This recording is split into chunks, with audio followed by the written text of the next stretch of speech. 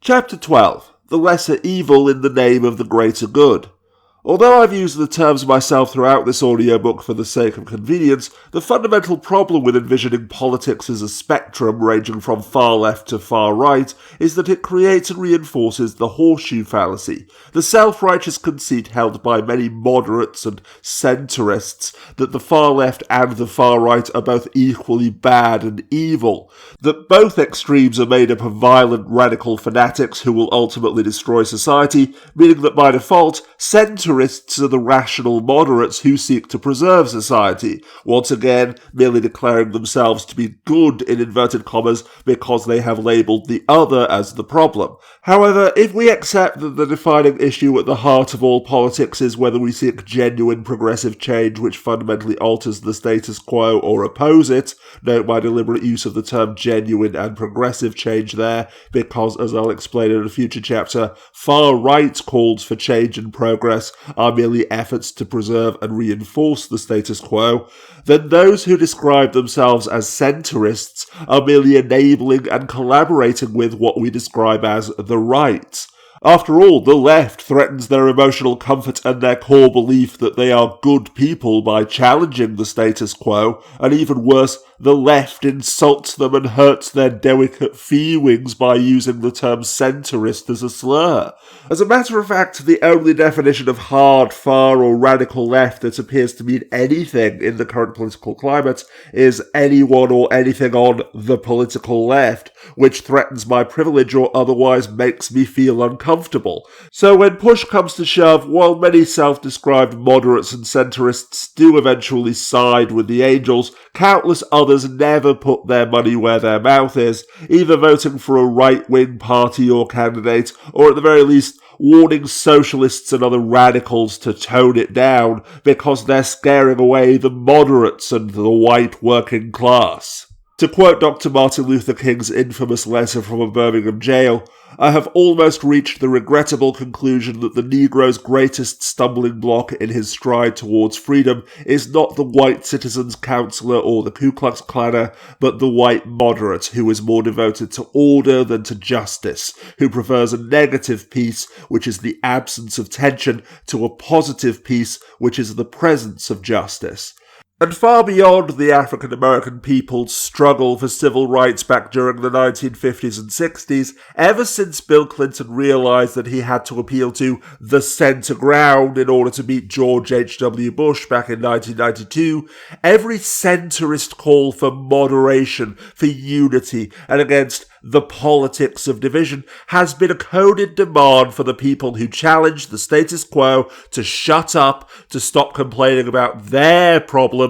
and to stop making us all feel bad. With the worst and most hypocritical example of this being the self-righteous condemnation of #identity politics, while at the same time endlessly raising and pandering to the petty, trivial and self-serving resentments and grievances of straight, white and cisgendered men, refusing to even acknowledge, let alone address, the unique struggles of women, people of colour, religious minorities, the LGBTQIA+ community, disabled people and all other marginalised and oppressed groups, and at least implying that what benefits straight, white, cisgendered, middle-class and suburban men must obviously be the solution to everyone else's problems as well. But even if centrist policies never help anyone else, the left can't possibly win unless white people, the centre supports them, and once they have finally won, then they obviously have to keep pandering to the centre, never doing anything to challenge the status quo, because otherwise the right will win.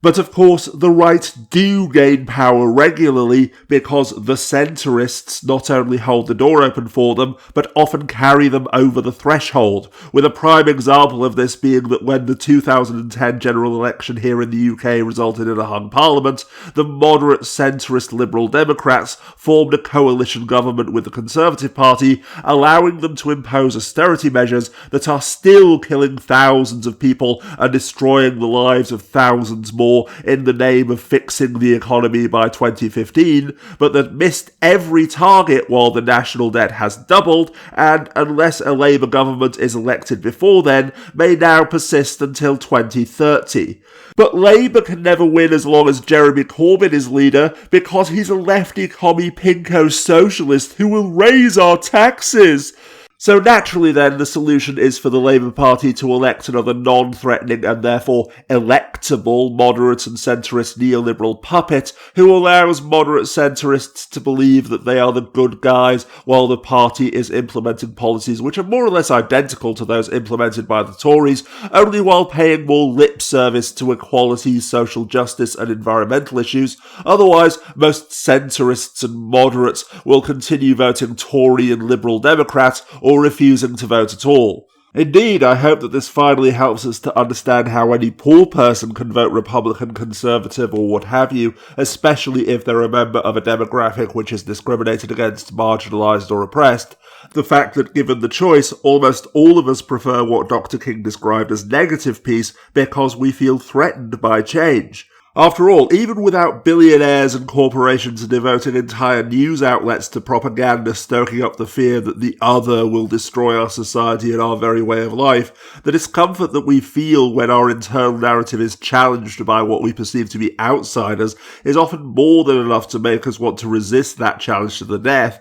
And this being the case, while it's true that many dictatorships seize power through a coup or a revolution, many others are given power by the populace out of fear of a perceived threat to the status quo.